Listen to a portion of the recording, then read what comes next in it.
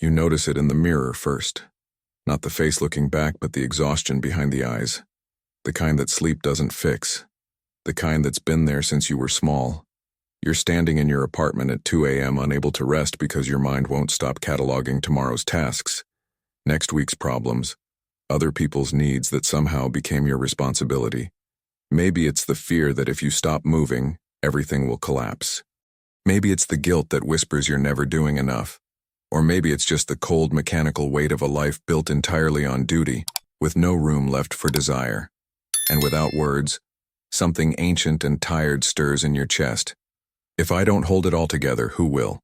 This is the invisible architecture of the over-responsible child, the one Weber would have recognized immediately in his analysis of the Protestant ethic and the spirit of capitalism. Because what you're experiencing isn't just personal trauma, it's the psychological manifestation of a rationalized system that transformed human beings into instruments of productivity, that replaced the question, what is meaningful, with what is useful.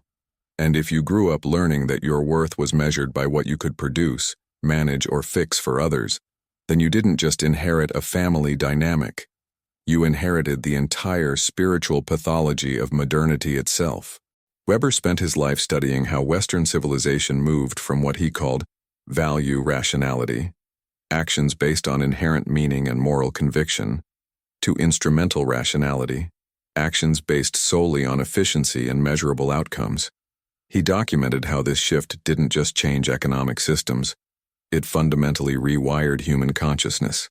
The Protestant work ethic that Weber analyzed wasn't merely about working hard. It was about internalizing productivity as the measure of salvation itself, about living in perpetual anxiety that you haven't done enough to prove your worth to an invisible judge who is never satisfied. Now ask yourself, does that sound familiar? Because when you were a child and the adults around you were falling apart, when chaos threatened and no one else seemed capable of holding things together, you made an unconscious calculation that Weber would have understood perfectly. You learned that love, safety, and belonging were not freely given. They were earned through performance. You discovered that your existence had to justify itself through usefulness. You internalized what Weber called the iron cage of rationality, the invisible prison where human value is reduced to function, where rest feels like moral failure, where your inner life becomes colonized by external demands. This is not a metaphor. This is the precise mechanism through which rationalization operates at the individual psychological level.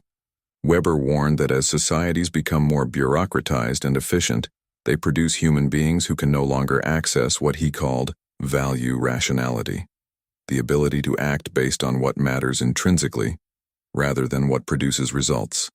The over-responsible child doesn't just carry family trauma.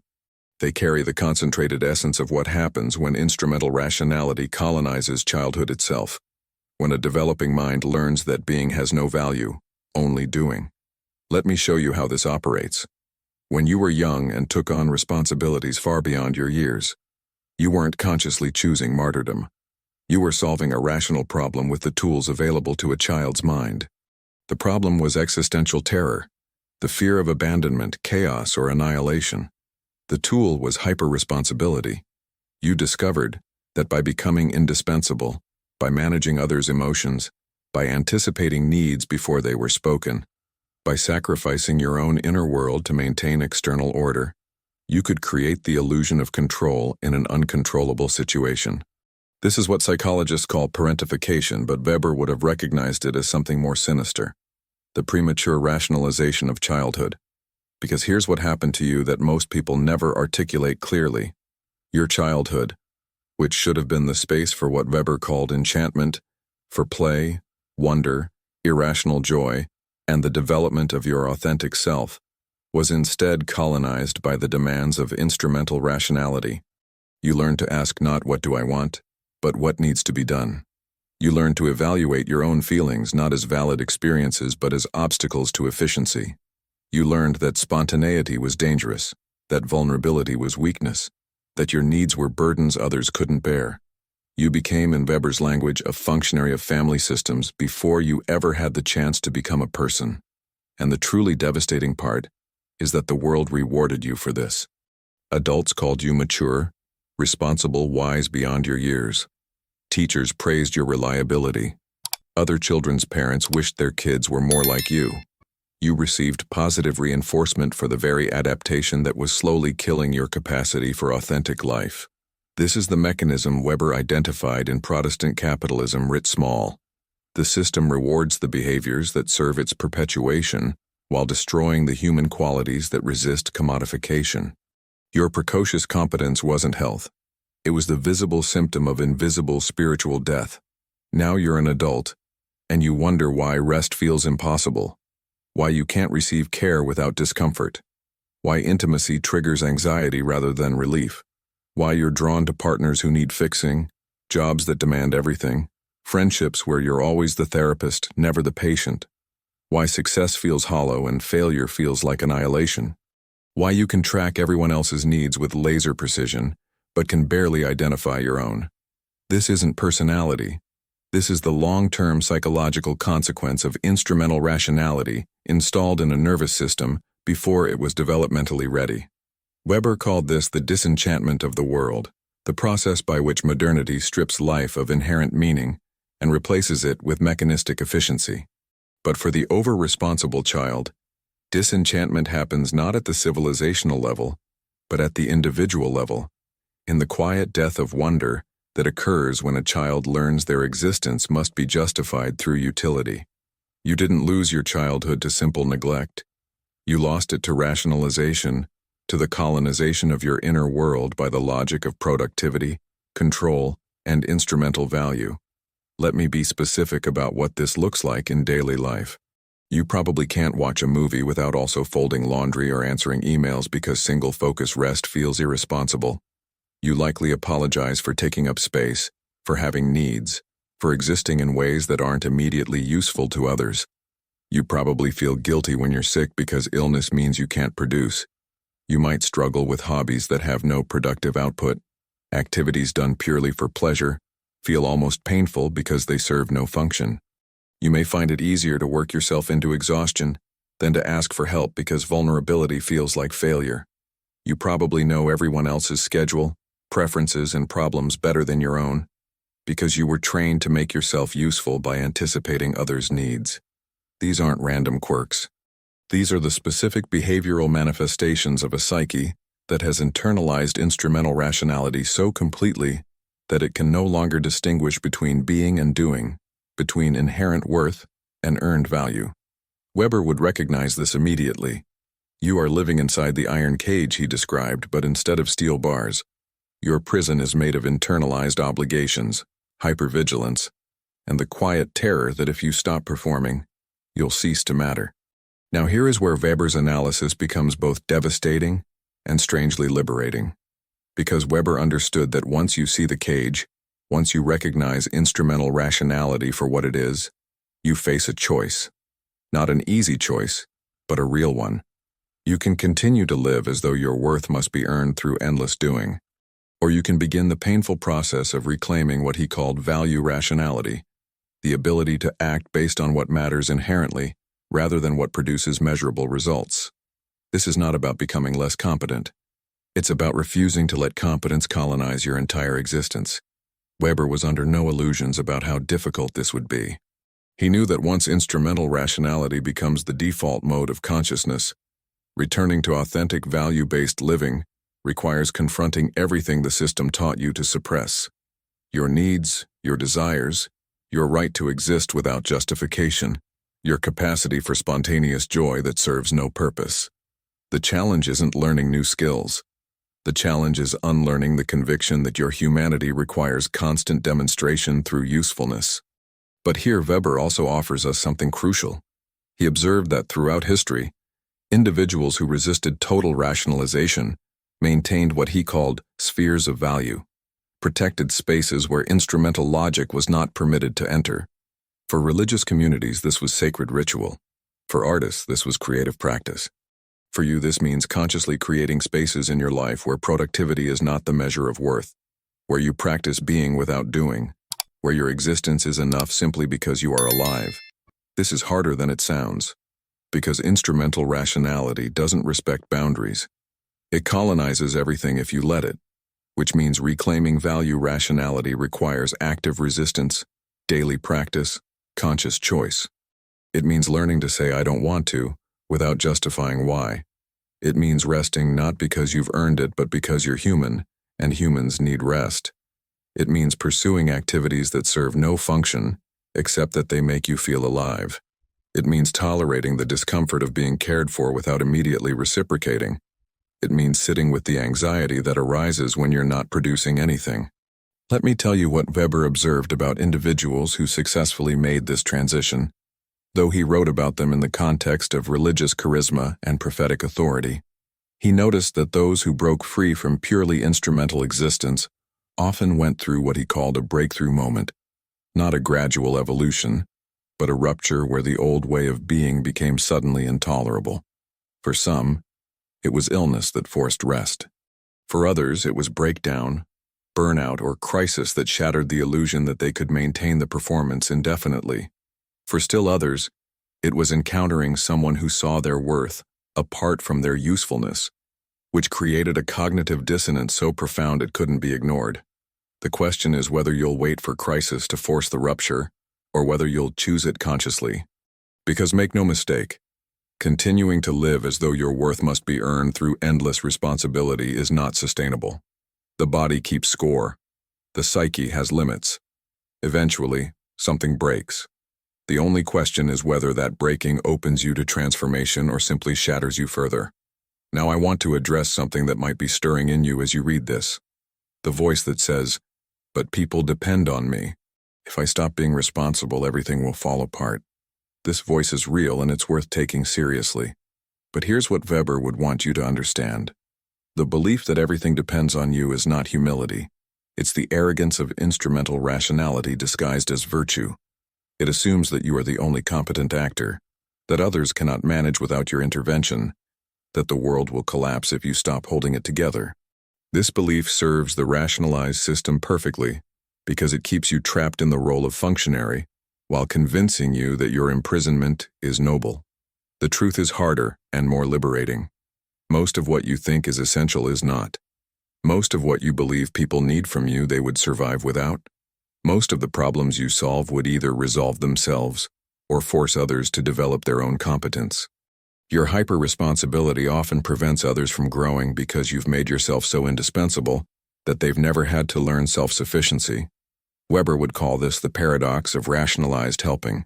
In trying to make everything run smoothly, you create systems that depend on your constant intervention, which makes your burden heavier, which makes you more essential, which makes escape more difficult. Breaking this cycle requires what Weber called charismatic disruption, the willingness to interrupt established patterns, even when it creates temporary chaos. It means letting dishes sit in the sink, saying no to requests for help, allowing others to experience the consequences of their choices, disappointing people who have come to expect your constant availability. This will feel like failure. It will trigger guilt, anxiety, and the deep fear that you're becoming selfish or cruel. But Weber would recognize this discomfort as the necessary friction of moving from instrumental to value rationality. You're not becoming less caring. You're refusing to let care be weaponized against your humanity. Let me introduce you to 3 historical figures Weber studied who illuminate different paths through this dilemma. The first is Martin Luther, whose spiritual breakthrough involved rejecting the Catholic Church's system of works-based salvation. Luther's insight was that no amount of good works, no accumulation of religious duties or righteous actions could earn God's grace. Grace was freely given, or it wasn't grace at all. Weber saw in Luther the origins of Protestant anxiety about productivity, but he also saw something else: the radical recognition that human worth cannot be earned through performance. Luther's revolution was refusing to play the game of instrumental righteousness. For you, this means recognizing that your worth is not something you achieve through responsibility. It's something you possess by virtue of being human, or it doesn't exist at all. The second figure is Benjamin Franklin, who Weber analyzed as embodying the full rationalization of life into productive virtue. Franklin's famous maxims about time being money, about constant self-improvement, about measuring life through accomplishments, these became the template for modern instrumental rationality. Weber saw Franklin as both impressive and tragic. Impressive in his achievements, tragic in his inability to access any meaning beyond utility. Franklin represents the end point of total rationalization, a life that is perfectly efficient and completely empty. For you, Franklin serves as a warning. If you follow hyper-responsibility to its logical conclusion, you become a highly functional machine with no inner life left to speak of. The third figure is less known but equally important. Weber studied various monastic movements that created what he called otherworldly rationalization, systems of discipline and routine aimed not at external productivity, but at inner transformation. These monks were incredibly disciplined, more disciplined than most modern workers. But their discipline served a different master. It was organized around contemplation, prayer, and the cultivation of inner states that had no economic value. Weber recognized that discipline itself is neutral. The question is what it serves. For you, this means that structure and responsibility are not inherently problematic. The problem is when they serve only external demands and never your authentic development. These three paths represent choices available to you. You can refuse the game entirely, recognizing that worth cannot be earned. You can continue down Franklin's path toward perfect efficiency and spiritual death, or you can redirect your considerable capacity for discipline toward cultivating an inner life that instrumental rationality cannot touch. None of these is easy. All require confronting the deep conviction that you must justify your existence through usefulness. Because here is what Weber understood about modernity that most people miss. The tragedy is not that we live in bureaucratic systems or capitalist economies. The tragedy is that we've internalized these systems so completely that we've lost access to other ways of being. We've forgotten that humans lived for millennia without measuring worth through productivity. We've forgotten that children in many cultures were simply allowed to be children without needing to earn their keep through premature competence. We've forgotten that rest, play, wonder, and purposeless joy are not luxuries to be earned, but essential aspects of human flourishing. For you, this means recognizing that your hyper-responsibility is not a personal failing or a quirk of your individual psychology. It's the internalization of a civilizational pathology. You were born into a world that had already forgotten how to value human beings apart from their function, and your childhood trauma mapped perfectly onto this cultural amnesia. You learned individually what modernity teaches collectively. That existence must be justified. That worth must be proven. That being is not enough without constant doing. Now let me tell you what Weber saw as the only real possibility for transformation within this system.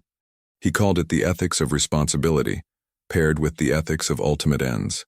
The ethics of responsibility means engaging with the world as it is, meeting obligations, maintaining relationships, being reliable.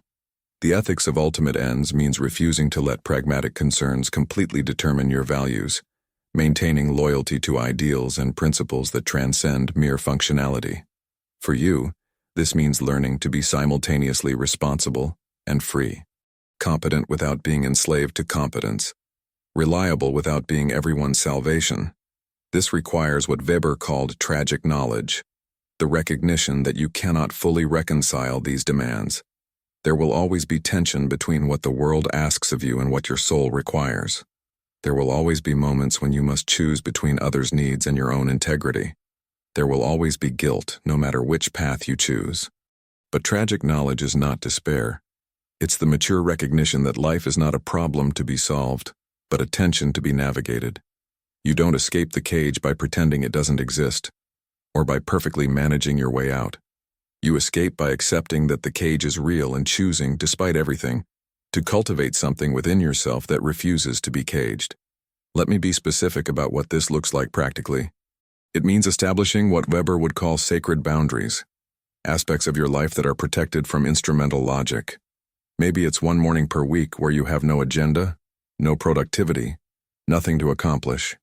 Maybe it's a relationship where you consciously practice receiving without reciprocating immediately. Maybe it's a creative practice that serves no purpose except that it makes you feel human. Maybe it's therapy, where you finally speak the unspeakable. I'm tired of holding everyone together. I'm exhausted from being strong. I want someone else to be responsible for once. It means learning to recognize the voice of instrumental rationality when it speaks in your mind, and consciously choosing not to obey. When it says, "You're wasting time," you can acknowledge the voice and choose rest anyway. When it says, "If you don't do this, you're selfish," you can recognize that this is the internalized judge, not objective truth. When it says, "Your worth depends on being useful," you can practice the radical act of believing something different, even if you don't feel it yet. It means finding what Weber called communities of shared meaning, people who understand value rationality not as abstract philosophy but as lived practice. These might be rare. Most people are so deep in instrumental thinking that they'll unconsciously pressure you back into hyper-responsibility. But there are others who have done this work, who can mirror back to you that your worth is not contingent on performance. Finding even one such person can be revelatory because they demonstrate that another way of being is actually possible, not just theoretical. It means grieving. Weber wrote about the importance of what he called disenchantment's mourning, the sadness of recognizing what was lost in the rationalization process. For you, this means mourning the childhood you didn't get to have, mourning the years spent earning love that should have been freely given, mourning the energy you've poured into others' needs while your own went unmet. This grief is not weakness. It's the emotional labor of recognizing what was taken from you. And until you grieve it, you'll keep trying to earn retroactively what was always yours by right. There are 3 pitfalls Weber would warn you about in this process. The first is what he called resentful withdrawal, where you recognize the injustice of your situation and respond by becoming bitter, closed off, refusing all care both for others and yourself. This is not freedom. It's just instrumental rationality in reverse, where instead of earning worth through giving, you prove unworthiness through withholding. True liberation maintains the capacity for care while refusing to let care be the only measure of value. The second pitfall is performative transformation. This is when you learn the language of boundaries and self-care, but deploy it as another form of control. You start using therapy concepts to justify selfishness rather than practicing genuine self-compassion. You talk about your needs but still measure your worth by whether you're doing healing correctly. This is instrumental rationality colonizing the very process meant to liberate you from it. Real transformation is not another achievement to be managed. It's the slow, messy, non-linear process of learning to exist without constant self-surveillance. The third pitfall is what Weber called magical thinking about authenticity. This is the belief that if you just find your true self beneath all the conditioning, everything will become clear and easy. But Weber would tell you there is no pure, authentic self waiting to be discovered. The self is constructed through choices made within constraints. The question is not who am I really, but who will I become through the choices I make despite my history. Healing is not excavation, it's creation. Now I want to speak directly to the part of you that is terrified right now. The part that hears all of this and thinks, if I stop being hyper-responsible, I'll become useless. If I let go of control, everything will fall apart. If I stop earning my worth, I'll discover I have none. This fear is real and it deserves respect. It protected you when you were small, and the world was genuinely unsafe. It helped you survive circumstances that might have destroyed someone less resourceful. It is not your enemy, even though it has become your prison. But here's what Weber would want you to understand. The fear is based on a lie that instrumental rationality requires to perpetuate itself. The lie is that you are nothing beyond what you do, that your value is contingent, that existence itself is not enough. This lie serves the rationalized system perfectly because it produces tireless workers who never question whether their labor serves life or merely serves efficiency for its own sake. Breaking free requires recognizing this lie not intellectually, but in your bones, in your nervous system, in the moments when you practice being without doing and discover that you do not cease to exist. This recognition usually doesn't come through insight. It comes through experience. You have to actually practice rest and discover the world doesn't end. You have to actually say no and observe that relationships worth keeping can handle your boundaries. You have to actually pursue purposeless joy and notice that your worth doesn't evaporate when you're not productive. These experiences slowly, incrementally recalibrate your nervous system's understanding of what makes existence safe. The fear doesn't vanish, but it stops being the only voice making decisions. Let me tell you what Weber observed about the few individuals who successfully broke free from total rationalization without either collapsing into chaos or retreating into resentful isolation. He noticed they developed what he called the capacity for disciplined spontaneity. They could be both structured and free, responsible and playful, competent and vulnerable. They maintained routines and rhythms but didn't worship them. They honored commitments but could also break them when deeper values demanded. They were reliable but not enslaved to others' expectations. They worked hard but could also waste time without guilt. They cared deeply but knew when to let go. This capacity is not a balance you achieve once and maintain forever. It's a dynamic tension you navigate daily, sometimes hourly. There will be days when you regress into hyper-responsibility, days when you can't tolerate rest, when you apologize for existing, when you make everyone else's problems your own. Weber would tell you this is not failure. It's the reality of carrying the psychological weight of rationalized modernity within a nervous system formed in childhood. Progress is not linear elimination of old patterns. It's gradually increasing moments when you can choose differently, when you can catch yourself in the act of instrumental thinking and redirect toward what actually matters. What actually matters? This is the question instrumental rationality forbids you from asking because the answer cannot be measured, cannot be optimized, cannot be made efficient. What actually matters is the experience of being alive in ways that refuse commodification. The conversation that goes nowhere but makes you feel known. The afternoon where you accomplish nothing but feel peace. The relationship where you can be incompetent, needy, messy, and still be cherished. The creative act that serves no function except that it had to exist. The grief you finally let yourself feel because pretending you're fine has become more exhausting than the pain itself. Weber spent his life studying how the modern world organized itself around answers that avoid this question entirely. How capitalism, bureaucracy, and scientific rationality all conspire to replace what matters with what works. How institutional religion itself became rationalized into moral accounting where salvation was earned through calculable virtue. How education became credentialing, relationships became networking, and even leisure became productive self-improvement. He saw this with both admiration and horror. Admiration for the organizational achievements, horror at the spiritual cost.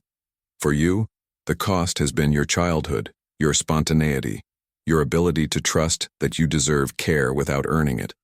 The cost has been decades of exhausting performance, maintaining strength you don't always feel, managing others' emotions because your own were too dangerous to express, living as though rest is something you haven't yet earned. The cost has been what Weber called the death of enchantment, the loss of wonder, play, and the capacity to experience meaning beyond function. But here is where Weber's analysis becomes unexpectedly hopeful, though he himself would resist that word. He believed that once rationalization reached a certain threshold, once the cage became visible and intolerable, humans would necessarily search for what he called new forms of charisma, new sources of meaning that exist outside instrumental logic. He thought this might come through prophetic leadership, through artistic movements, through spiritual renewal, or through individual acts of refusal that accumulate into cultural transformation. For you, this means recognizing that your exhaustion, your hunger for something beyond productivity, your half-conscious wish that someone would finally tell you it's okay to stop. These are not signs of weakness.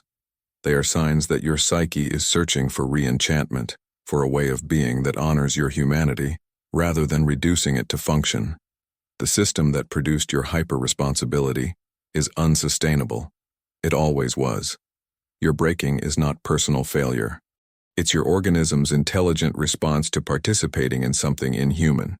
Now here are the practical steps Weber's analysis suggests, though he would hate that I'm presenting them this way, because reducing profound spiritual questions to bullet points is itself a symptom of instrumental rationality. But we work with the minds we have, and if structure helps you hear this, then structure serves value. First, name what happened. You were a child who took on adult responsibilities because the adults around you were unable or unwilling to function.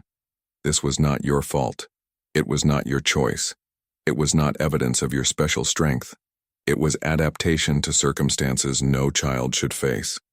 Naming this without minimizing, without immediately explaining it away, without rushing to, but it made me stronger. This is the foundation. You cannot heal what you won't acknowledge. Second, practice the distinction between appropriate responsibility and internalized over-responsibility. Appropriate responsibility means meeting genuine obligations, honoring commitments you've freely chosen, contributing to relationships and communities. Internalized over-responsibility means assuming you're responsible for things outside your control, taking on others' emotional work, believing that your worth depends on fixing everything.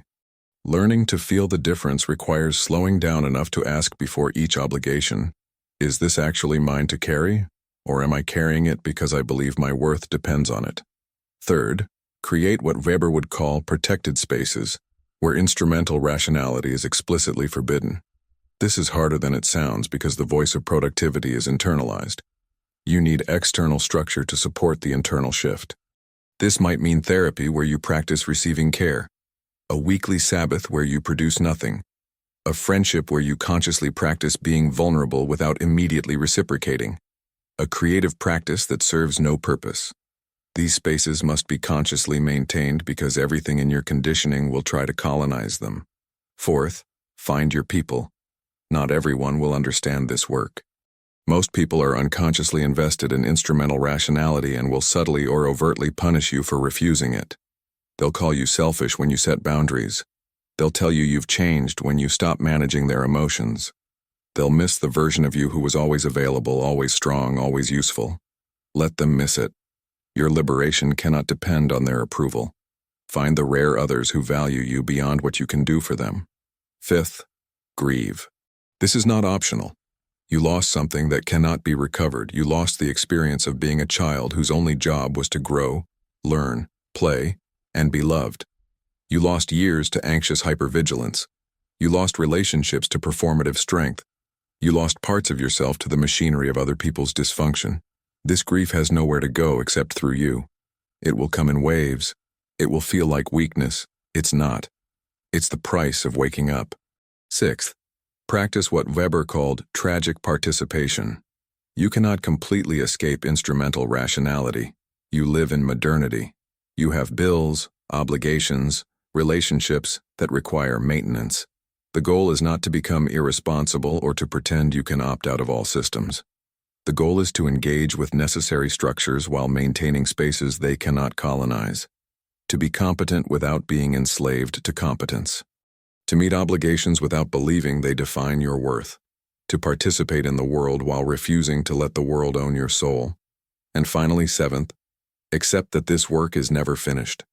You will have moments of profound liberation followed by regression into old patterns. You will set boundaries and then panic and rescind them. You will practice self-care and then burn out trying to do self-care perfectly. This is not failure. This is the reality of rewiring a nervous system that learned very early that your worth was contingent and that safety required constant vigilance. Healing is not a destination. It's a practice you return to again and again, sometimes with grace, sometimes with exhaustion, always with the knowledge that you are choosing something different, even when it's hard. Weber wrote toward the end of his life about what he called the problem of meaning in the disenchanted world. He recognized that once instrumental rationality dominates, individuals face a fundamental question that previous generations didn't have to ask because their cultures provided answers. The question is, what makes life worth living when nothing has inherent meaning beyond the value we choose to give it? When God is dead or distant? When tradition has lost authority? When efficiency is the only remaining God? How do we construct lives that feel significant rather than merely functional? For the over-responsible child turned adult, this question is not abstract philosophy. It's the daily struggle between living according to internalized obligation or according to chosen values. It's the choice between continuing to earn worth through performance or daring to believe that existence itself is enough.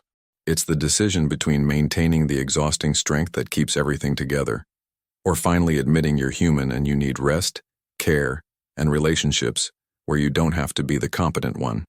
Weber believed, though he was pessimistic about humanity's collective ability to answer this question, that individuals could find what he called personal salvation within the iron cage.